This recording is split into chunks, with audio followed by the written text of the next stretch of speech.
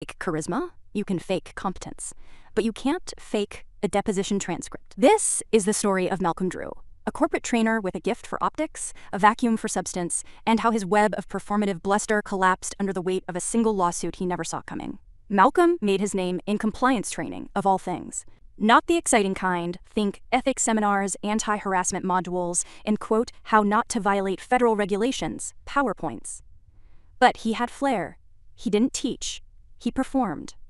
Always with a headset mic, always quoting philosophers he misattributed. As Sun Tzu once said, perception is policy. Upper management loved him. Never mind that his modules were recycled, that his case studies came from Reddit, that every employee quiz he wrote had copy-paste answers.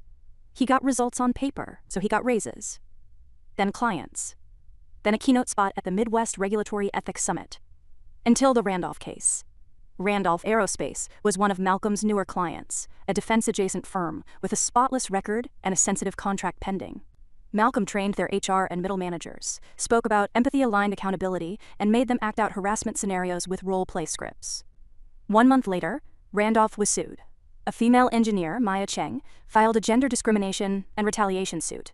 Her claim? That management failed to act after repeated complaints and cited Malcolm's training as part of the problem. Specifically, she said his module downplayed actionable behavior as interpersonal friction and perceptual bias. She wasn't alone. 7 others submitted affidavits. The material had trivialized grievances. Worse, managers used his phrasing, emotional calibration discrepancy, to justify ignoring her. The case made headlines. Malcolm panicked.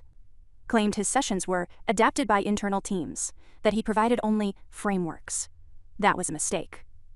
During discovery, Maya's lawyer requested all training materials. And what surfaced was damning. Slides Malcolm claimed to custom design were identical to those used at another company. His HR simulation was lifted, verbatim, from a community college workshop forum. A quiz question defined harassment as persistently disruptive emotional energy. It spiraled fast.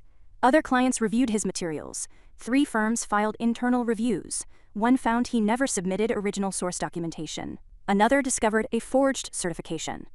And then the crown jewel, a deposition where Malcolm, under oath, said, "I believe compliance is more about narrative than policy." The lawsuit was settled quietly. Maya walked away with a 7-figure check and a public policy revision named after her. Malcolm? Blacklisted. His site went down. Speaking gigs dried up. A quiet LinkedIn update later, he rebranded as a, quote, narrative strategy consultant. But in the compliance world, his name lives on, in a module called How Not to Train.